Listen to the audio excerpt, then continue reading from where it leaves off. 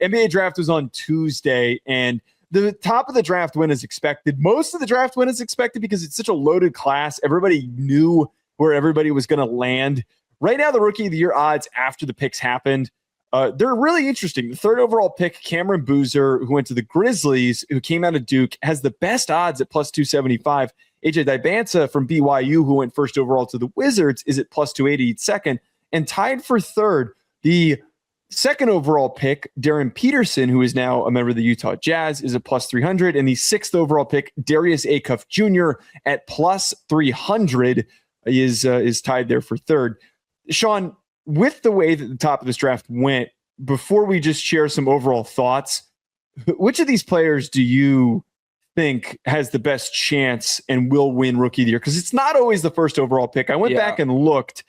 More often than not, it's actually usually somebody who's sitting around that fourth or fifth range, the Luka Doncic's of draft classes, Stephon Castle, those types of guys compared to whoever's first overall. Yeah, well, I love and I want to show love to AJ for going to my team. I don't think it's going to be him. I think that Darryn Peterson has the best shot in Utah. I think he's going to touch the ball way more.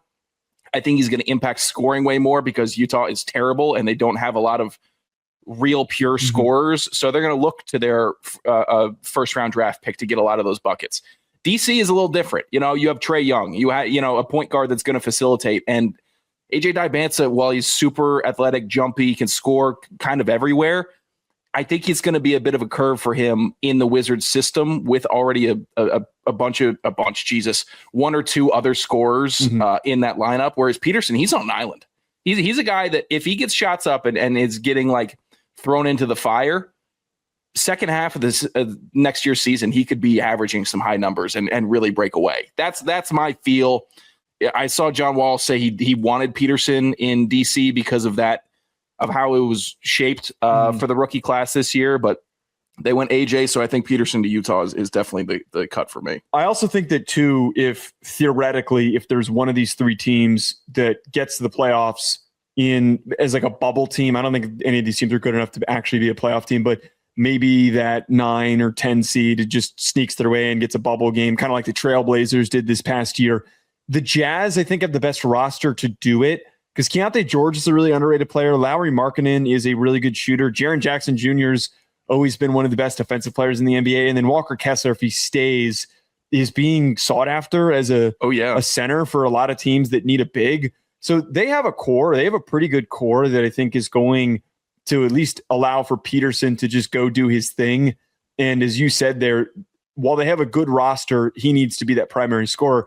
I kind of wonder too with the Wizards, with Dybantsa, if the inconsistent availability of Trae Young and Anthony Davis maybe bogs down that team. Maybe that helps him from a scoring perspective, but they could be more out of the spotlight. I really like the idea though of betting on Darius Acuff Jr. at plus 300 because that team is giga ass. That team is so bad. And I love Darius Acuff Jr. I think he's going to pop off and explode in year one and be a rookie who's averaging well over 20 points per game and is just a major piece for that team being plucky. They probably won't be very good, but maybe being a little bit unexpected and feisty. He's that type of a guy that I would invest in him outside of the top three of the odds or right in the top three of the odds to make some sense. Yeah, they're calling him Darius Derrick Rose Acuff Jr. right now.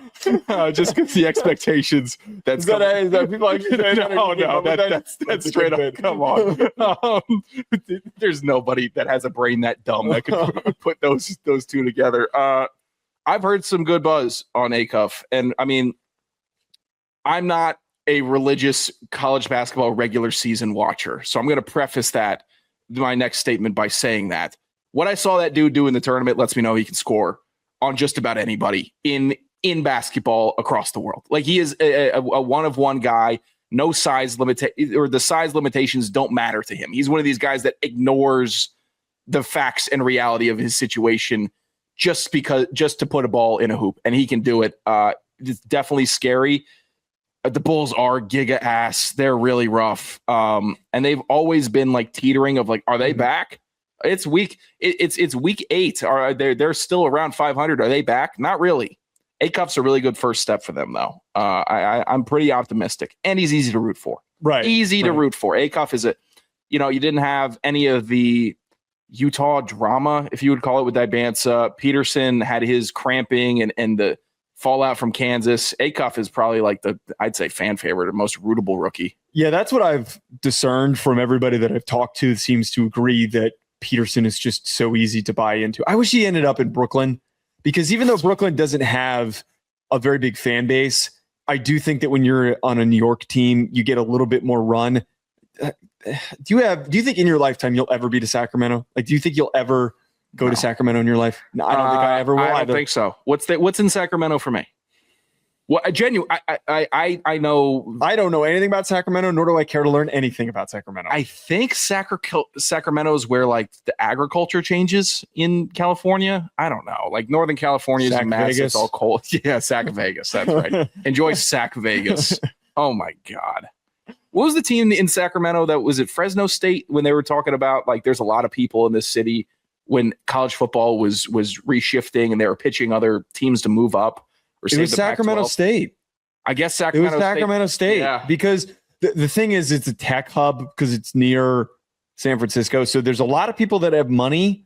And I think that there's been a bit of that was where if I had money, I would not be in San Francisco or Sacramento. I'd be anywhere but there. I don't know, man. I don't know what to tell you. I'm sure that they're going to love us being super positive about their team. Any other thoughts with what happened in the first round of the NBA draft? I am putting a future next year on OKC winning the finals. That is my thoughts. After their draft, they draft Mara. Out of Michigan. I'm not calling him a Wemby stopper. I think it's really ballsy to call anybody a Wemby stopper right now. But they saw a problem that they had with their bigs in their series in the playoffs versus Wembanyama. And then they immediately addressed it in the first round with one of their, I guess, great draft picks that they still have. Congratulations to that front office also for still having draft picks that are valuable. And they draft Mara out of Michigan. Mara out of Michigan. He's like 7'3", 7'4". It's at least a body that isn't Chet. Go ahead. Take another swing at him. I really like it. I think it's a good play. And people are juicing him up for like his offensive capability in this offense. Like, we might be seeing Chet to the curb, or they keep him and they just bring Mara in rotationally. I really thought that was my favorite draft pick from the first round. You know, the way that I read this, I actually look at it the other way. This could not be more of an indication to me that Wemby is in the Thunder's head. Oh, yeah. He's in their head. This was almost a forced move. I was listening to the Athletics pod breaking it down this morning, and they were kind of talking about how it's a little redundant with some of the depth pieces on this roster because they have Hardenstein. Mm-hmm. I think that very clearly that was the intention of, hey, we just need a big joker who's not going to be very good, but is going to be more physical than Wemby that can at least bump around Wemby. And if that, if something happens with him, he gets sent out of the game because he's got 6 fouls. Right. And he gets fouls out. Who cares?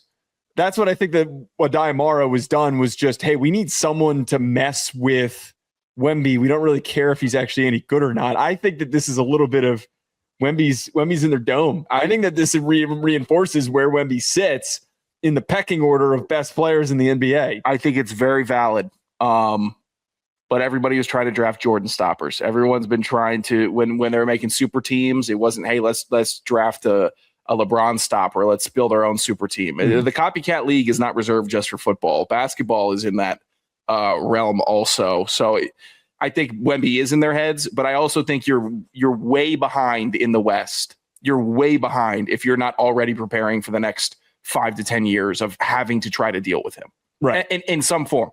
Like Memphis has their, they have Edie. Edie is at least as an option to be able to do that. I see Mara in the same category. Maybe a little less talented offensively, but if it can get there, if you're in the West and you don't have a big you trust, you're done. You're done. Easily.